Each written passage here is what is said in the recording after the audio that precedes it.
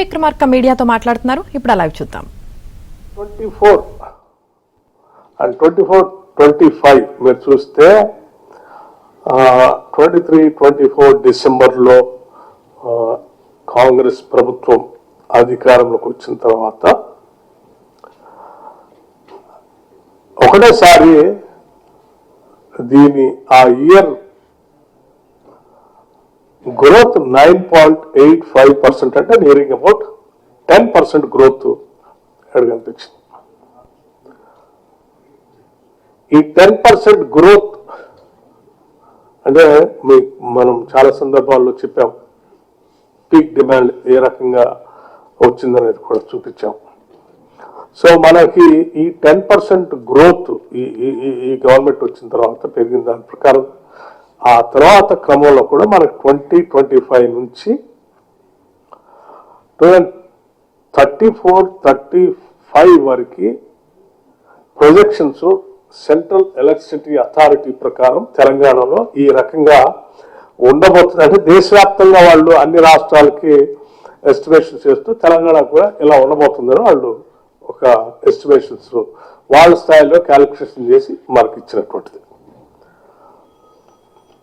So అది ఈ రాష్ట్రాల్లో జరుగుతున్నటువంటి అభివృద్ధి పూర్తిగా వాళ్ళకి ఇక్కడ ఉన్నటువంటి పాలకులు, ఇక్కడ ఉన్నటువంటి అడ్మినిస్ట్రేషన్ చేసేటువంటి అన్ని వాళ్ళకి అవగాహన ఉండదు. కాబట్టి యావరేజ్ దేశంలో గతంలో ఉన్నదాన్ని తీసుకొని ఎస్టిమేషన్ ఇస్తారు. కానీ అసలు ఇక్కడ ప్రొజెక్షన్స్ అంటే ఇక్కడ పెరుగుతున్న డిమాండ్ 2023-24 ఎలా ఒకసారి డిమాండ్ పెరిగిందో మనకు తెలుసు.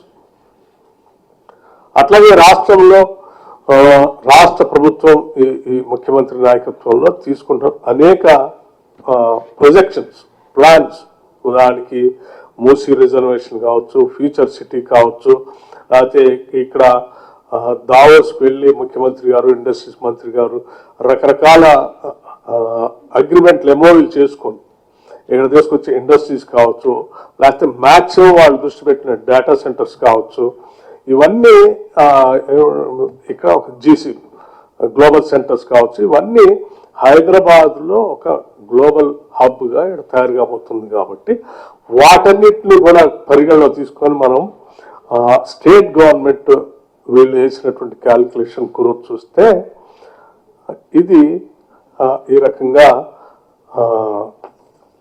8.50 అంటే నియరింగ్ అబౌట్ 9% దాకా దీని గ్రోత్ ఉండబోతున్నాం.